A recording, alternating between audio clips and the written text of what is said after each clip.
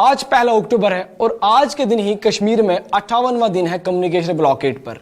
न mobile phone न internet, पूरा मवासलती निज़ाम ठप है। और ये सब कुछ ऐसे हुआ है धारा 370 के और 35A के जाने के बाद। मैं आदिल यूसुफ आज इस बात पर डिबेट करने के लिए हमारे साथ दो खास मेहमान जुड़े, जिनका नाम नवप्रीत कौर बाग है जो कि राजनीतिक विषयों पर नजर रखती है, और अंकित कुमार चौधरी हैं जो कि राजनीतिक विषयों पर नजर रखते हैं। और इस डिबेट को अच्छा बनाने, मजबूत बनाने के लिए हमारे चंडीगढ़ यूनिवर्सिटी के कुछ छात्र हैं मीडिया स्टडीज से, जो कि इस चर्चा को और मजबूत बनाएंगे। और हमारा फोकस मेनली रहेगा कम्युनिकेशन ब्लॉकेट पर, जो मवासलती निज़ाम पिछले 58 दिन से बंद है, उस पर क्या बात करनी चाहिए, कि लोगों को इसमें जो है मुश्किलात आ रही है, वो स्टूडेंट हो, फौजी हो, किसी भी तबके के लोग हो, इस चीज से, कम्युनिकेशन लॉकडाउन से उनके हालात क्या है, उनके विचार क्या है, इस पर हम आज बात करेंगे। और मेरा पहला सवाल जो है अंकित कुमार चौधरी जी से होगा। सर, कम्युनिकेशन पर बंदिश किस तरह से जायज है? क्या इंसानी हुकूकों की पामाली नहीं है?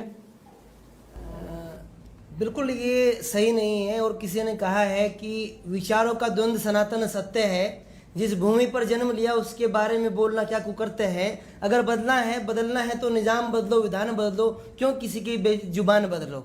तो बिल्कुल ये सही नहीं है। और 370 के बाद जिस तरह से 58 दिन हो चले हैं, 60 दिन कोई आंकड़ा छूने वाला है, ये दुर्भाग्य है एक लोकतांत्रिक देश का कि लोगों को इस तरह से रखा जा रहा है। और जमहूरियत की बात तो हो रही है, कहीं ना कहीं जो कुछ संवैधानिक लोग हैं या कानून के जानकार हैं उसको सपोर्ट भी कर रहे हैं, वो समर्थन भी मिल रहा है। लेकिन कहीं ना कहीं कश्मीरियत की बात अभी तक नहीं आई है, जुबान लोगों की नहीं आई है, और अभिव्यक्ति की स्वतंत्रता जो है उस पर एक सवाल या निशान जरूर है। आप बिल्कुल सही कह रहे हैं, मैं सहमत हूँ आपकी इस बात से।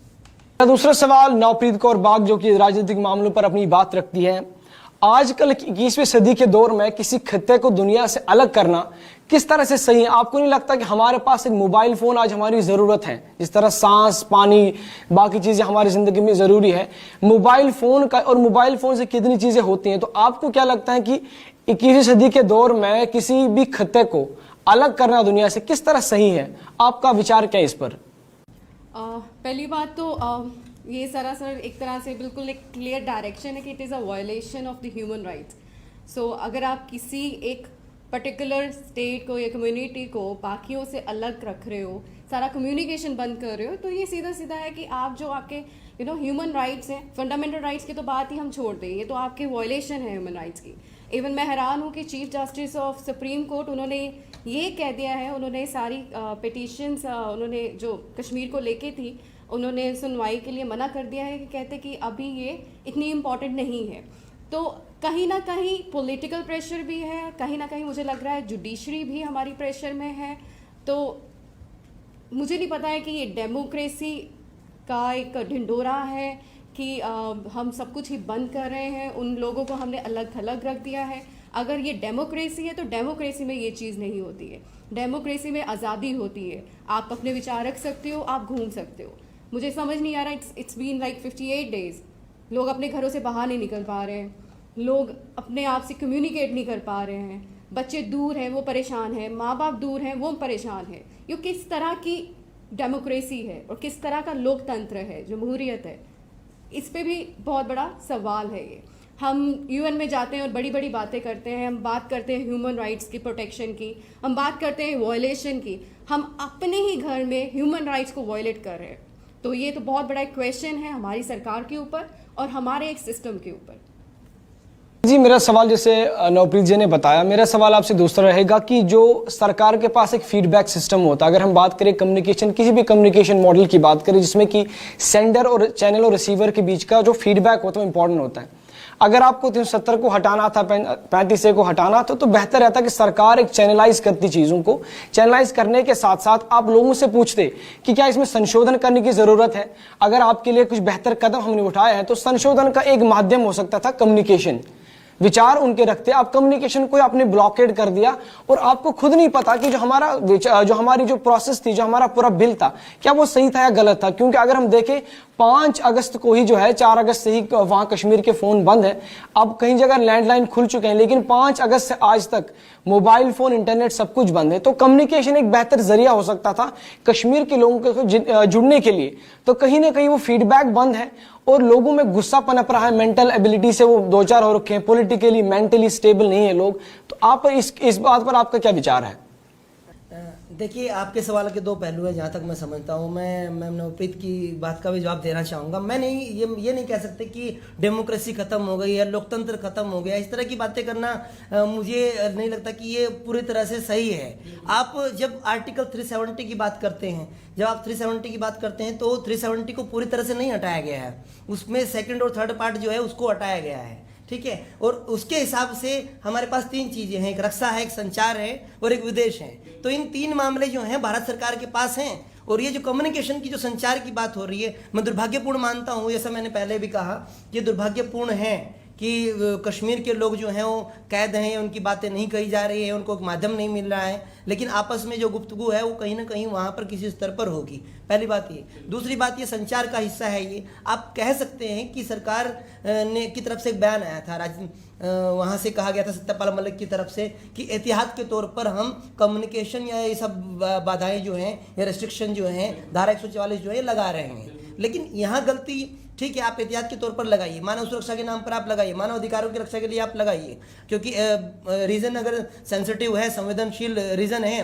तो आप इस तरह के कदम उठा सकते हो, भारत सरकार कर सकती है, जैसा कि 370 में भी है। लेकिन यहाँ पर एक क्रिटिकल और या आप कहें कि एक सही गाइडलाइन नहीं है। ये आप बिल्कुल सही कह रहे हैं, थोड़ा जल्दबाजी में लिया गया फैसला है, लोगों को भरोसे में नहीं लिया गया, सिर्फ एक वजह से इस चीज़ को अगर हम छोड़ दें। दूसरी बात, जहाँ तक कश्मीर की बात है, तो हम सबको क्या लगता है, लोगों को क्या लगता है कि जो कश्मीर के लोगों की जो पीड़ा है, जो उनकी संवेदनाएं हैं, अगर वही बोलेंगे तो ज़्यादा बेहतर आएंगी। बिल्कुल बेहतर आएंगी, लेकिन ऐसा नहीं कि उसकी बात नहीं हो रही है, हर स्तर पर उसकी बात हो रही है। और अगर हम ये डिबेट कर रहे हैं तो ये भी उसी का एक कारण है कि हम उनकी बात कर रहे हैं। तो सरकार की तरफ से जो आज़ादी है उस पर एक एहतियात के तौर पर बंदिश लगाई गई है, लेकिन उस बंदिश को लेकर बेहतर होता है एक सही लाइन लेकर हम आते हैं। क्योंकि अगर आप 370 की बात करते हैं, अगर आप बात करते हैं कि अलगाव की विवाद की वजह से ख़त्म कर दिया, आतंकवाद की वजह से बंद कर दिया गया है, तो ये सब चीज़ें दूसरी जगह भी, अरुणाचल प्रदेश में भी है, नॉर्थ ईस्ट में भी हैं, और मैं तो कहूँगा देश के कई ऐसे राज्य हैं जो इन चीज़ों से जूझ रहे हैं। तो क्या उनके नेताओं को भी इसी तरह से बंदिश में रख लिया जाए, जनता को?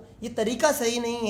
जो फैसला लिया गया है वो बिल्कुल सही है कि संसद के जरिए लिया गया है। सुप्रीम कोर्ट की जो बात हुई, जो मैम ने कहा, सुप्रीम कोर्ट सुनवाई लगातार कर रहा है, जो भी याचिकाएं आ रही है, और बहुत ही स्ट्रिक्ट बयान आया था चीफ जस्टिस ऑफ इंडिया का, और उन्होंने कहा था कि अगर ऐसी स्थिति है तो गुलाम नबी आज़ाद जाएं और देखें और सभा करें। तो लोगों का पक्ष आज रहा है, धीरे धीरे आ रहा है, दुरुस्त आ रहा है। बस दिक्कत यह है कि गाइडलाइन की कमी है, पारदर्शिता की कमी है, और कहीं ना कहीं शासन प्रशासन का जो रवैया होना चाहिए था उसमें थोड़ी सी ढील है। मेरा ये पक्ष है। नहीं, मुख्यतः अगर हम देखें 370 को आपने हटाया, 35 को हटाया, कोई दिक्कत नहीं है, वो तो चलो लोगों पर है कि कैसे हटाए। लेकिन अगर हम संचार की बात करें, कम्युनिकेशन की बात करें, उस पर बैन लगना कहीं ना कहीं लोगों के जो प्रति है एक गुस्सा है, बिकॉज मेंटली वो चैलेंज है कि ऐसा क्यों किया गया, अगर हमारे हक में कोई फैसला था। मेरा अगला सवाल है, मैं एक वाक्य को कोट करूंगा यहाँ पे, कुछ एक दिनों पहले का वाक्य है। एक फौजी है वहां पे तैनात, वो रोज हर एटीएम में जाता था और हर रोज 100 रुपए निकालता था। तो गार्ड ने एक बार हिम्मत कर ली, पूछ लिया कि आप रोज क्यों तकलीफ दे रहे हो अपने आप को, 100 रुपए क्यों निकाल रहे हो? तो उसने जवाब दिया कि ये नंबर मेरा मोबाइल फोन है, वो कनेक्टेड है, मेरी एसएमएस जाती है मेरे घर वालों को, तो उनको पता है, उनको इससे पता चलता है कि मैं जिंदा हूं। तो कहीं ना कहीं कश्मीरियों को आप इसमें मुबाहिसे में ले रहे हो, वहां जो फौजी तैनात है उनकी जिंदगी अभी जंजाल हो रखी है, उनकी फैमिली से वो कट ऑफ हो रखे हैं।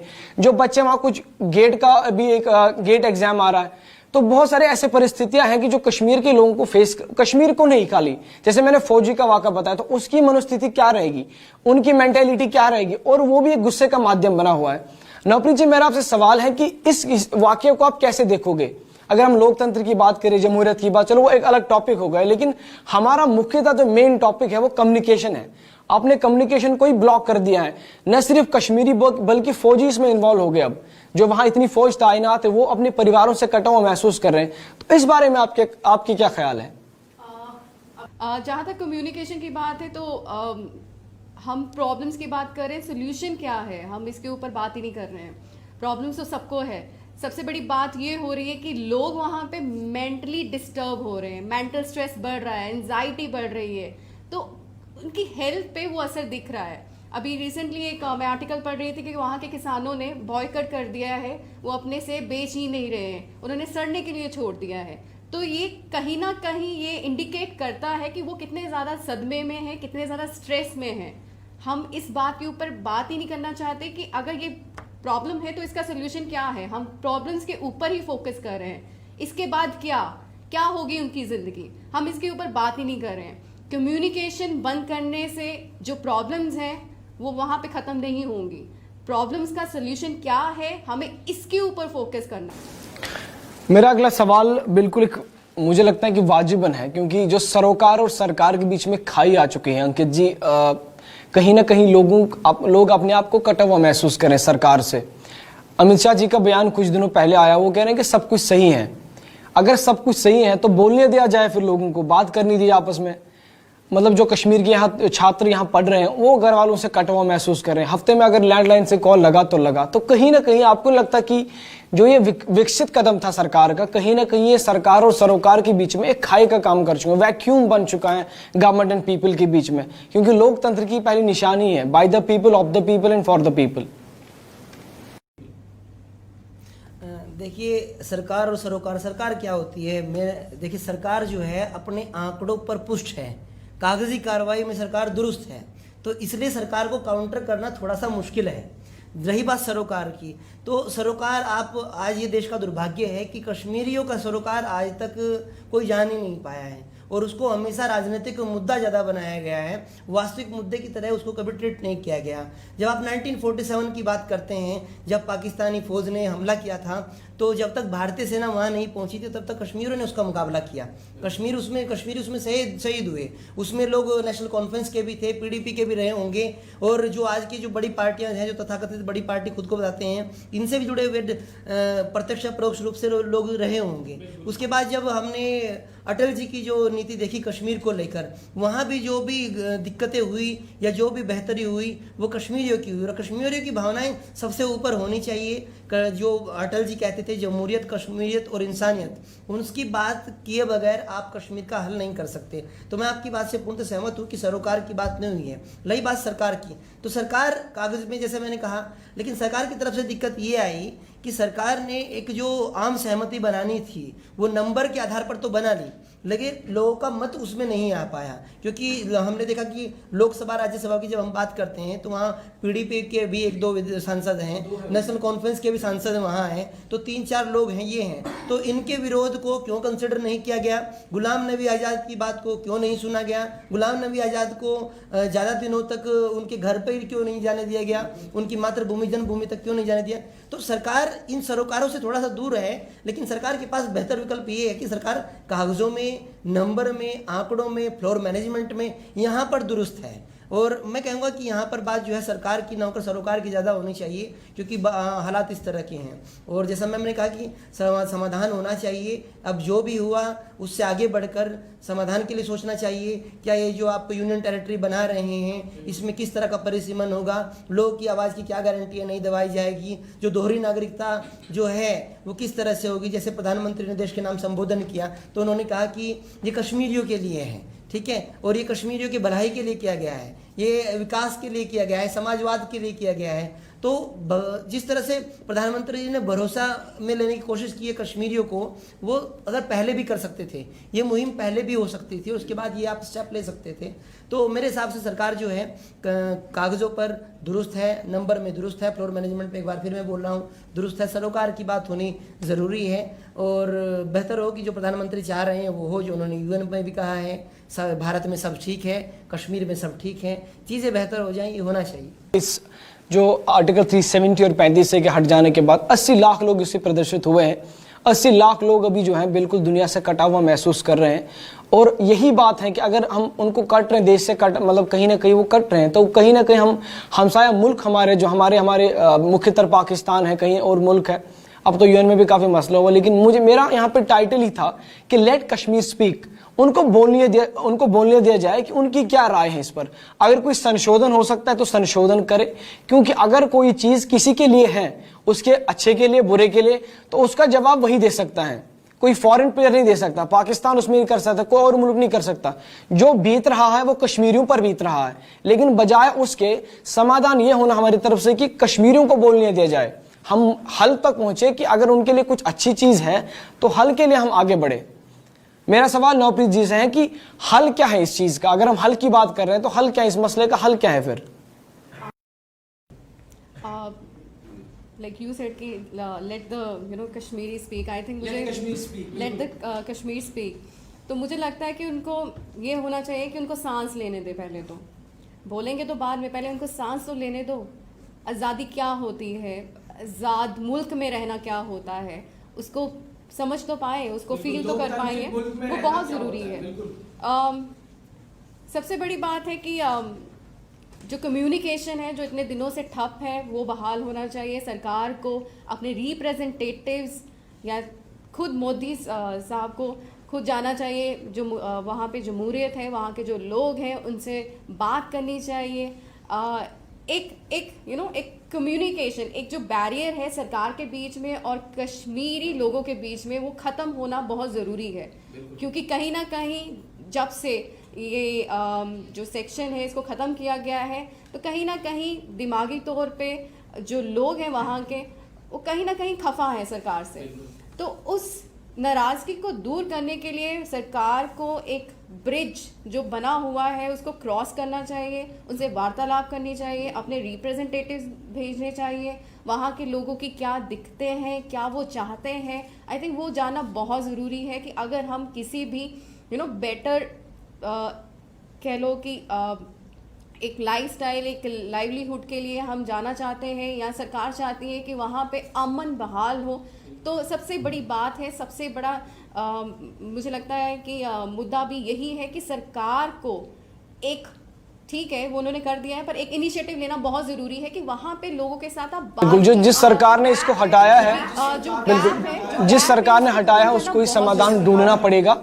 कश्मीरियों की आवाज़ उनको खुद बनना पड़ेगा। अंकित जी, मेरा आखिरी सवाल है और पहले सवाल से जुड़ा हुआ है कि अटल जी के कार्यकाल को कश्मीरी लोग और इतिहास में दर्ज है कि जो नारा उन्होंने दिया था कश्मीरियत, जमहूरियत, इंसानियत, और कहीं ना कहीं इंसानियत का जो लास्ट बैच है, कहीं ना कहीं अगर इंसान जो लास्ट कॉलम है इसका इंसानियत का, कहीं ना कहीं उस पर आज प्रहार हो रहा है। तो नीतियां गलत हैं, नीयत गलत है कि क्या है? बोलने तो दिया जाए, एक इंसानियत का दायरा तो बने पहले, उसके बाद जमहूरियत को स्थापित करेंगे फिर से। क्योंकि अगर हम कश्मीर का इतिहास को देखें, कहीं ना कहीं रीग इलेक्शंस की बात हुई 2001 में, फिर अच्छे इलेक्शन मुफ्ती साहब के दौर में हुआ, Atal ji was the prime minister. तो कहीं ना कहीं अगर हम देखें, इंसानियत, जमहूरियत और कश्मीरियत को बचाने के लिए आपको कश्मीरियों से बात करनी पड़ेगी, आपको संचार को खोलना पड़ेगा, आपको कश्मीरियों के साथ दिल लगाना पड़ेगा। उस दिल को लगाने के लिए हमारे पास कम्युनिकेशन एक बिगेस्ट वेपन है कि हम कश्मीरियों को हिंदुस्तान से जोड़े। बिल्कुल आपकी बात सही है। सबसे बड़ी बात यह है कि कश्मीर के साथ हमेशा जो त्रासदी हो रही है, चाहे वो भारत की तरफ से हो, पाकिस्तान की तरफ से हो या अक्साई चीन वाले हिस्से को लेकर हो, तो सबने कश्मीर को एक ज़मीन का टुकड़ा समझा है। ठीक है, अटल जी ने सिर्फ यही नहीं कहा था, अटल जी ने यह भी कहा था कि आपको कश्मीरियों को अपना समझना पड़ेगा, ज़मीन का टुकड़े की बात बाद में होगी। ठीक है, कश्मीर का कितना हिस्सा हमारा है ये बात बाद में होगी, लेकिन पहले आपको जितना हिस्सा आपके पास है उसको तो समेट ले पहले, जितना हिस्सा आपके पास है उनकी तो रक्षा कर ले पहले। अटल जी का एक नीति, मतलब जैसे आप बता रहे हो, मैं आपको रोक रहा हूं, मुझे माफ कीजिएगा, लेकिन कहीं ना कहीं उनकी नीयत साफ थी। कहीं ना अगर हम देखें, एक पॉलिसी उनके पास, स्ट्रेटेजिक पॉलिसी थी। पाकिस्तान भी गए वो, मतलब नवाज शरीफ से बात भी करी, तो कहीं ना कहीं कश्मीरियों को भी लगता था कि मसले का हल हो सकता है। देखिए क्या होता है, आपकी बात ठीक है। कश्मीरी ऐसा किसी भी सरकार के साथ नहीं कि किसी की कश्मीर को लेकर कोई नीति नहीं थी। कश्मीर को लेकर हर भारत की, हर आज़ाद भारत की सरकार की एक नीति रही है। ठीक है, अटल जी एक अलग तरह के नेता थे। उन्होंने, अगर वो पाकिस्तान भी गए जैसा आपने कहा, तो उन्होंने बदले में कारगिल मिला, उस पर भी उन्होंने माकूल जवाब दिया। ठीक है, जो हर किसी सरकार में इतनी कुव्वत नहीं होती है। नरसिम्हा राव जब प्रधानमंत्री हुआ करते थे तो अटल जी विपक्ष में हुआ करते थे, उनको प्रतिनिधि मंडल में रखकर यूएन में अपनी बात रखने को बोला गया। तो अटल जी की फितरत एक अलग नेता की थी। और अटल जी की, हमारे पास दो ही नीतियां हैं जहां तक मैं समझता हूं। एक नीति तो नेहरू जी की है कश्मीर को लेकर, जिसका हम बहुत ही गहराई से अध्ययन करते हैं, और जो कि शेख अब्दुल्ला और राजा हरि सिंह के साथ जो कॉन्ट्रैक्ट हुआ था, है ना, अक्टूबर में राजेंद्र प्रसाद राष्ट्रपति हुआ करते थे। एक नीति तो वो है, और दूसरी नीति अटल जी की है। उसके अलावा हमारे पास तीसरी नीति नहीं है। ये जो तीसरा है, अगर कुछ तीसरा है तो वो एक्शन है, जो कि 370 पर हुआ है। और दिक्कत की बात इसमें सिर्फ यही है कि इस एक्शन में जो रिएक्शन है वो संपूर्ण भारत का है, सिवाय जम्मू कश्मीर के। ठीक है, तो ये रिएक्शन एक बार आने दिया जाना चाहिए। जो आइस ब्रेक जो आइस है उसको तोड़ना चाहिए, जो भी मध्यस्थता होनी चाहिए वो होनी चाहिए। और सबसे बड़ी बात, जो मेन स्टेक होल्डर है कश्मीर में, जो कश्मीरियों के प्रतिनिधि हैं, चाहे वो महबूबा मुफ्ती हैं, चाहे वो उमर अब्दुल्ला परिवार हैं, तो उन लोगों को एक बार आप भरोसे में लीजिए, उनके माध्यम से आप लोगों को भरोसे में लीजिए, क्योंकि कम्युनिकेशन गैप इतना है कि आप सीधे लोगों से किससे जुड़ेंगे। तो आपको जो मेन स्टेक होल्डर है उनको आप उनके साथ संवाद स्थापित कीजिए, उनके साथ थोड़ा सा गरिमा में व्यवहार कीजिए जो होना चाहिए, और ये बंदी से पाबंदी हटाकर उनसे बात की जाए, जो कानून की जो अड़चने हैं उनको दूर किया जाए। और मैं एक बार फिर से रिपीट कर रहा हूँ कि 370 को पूरी तरह ख़त्म नहीं किया गया है।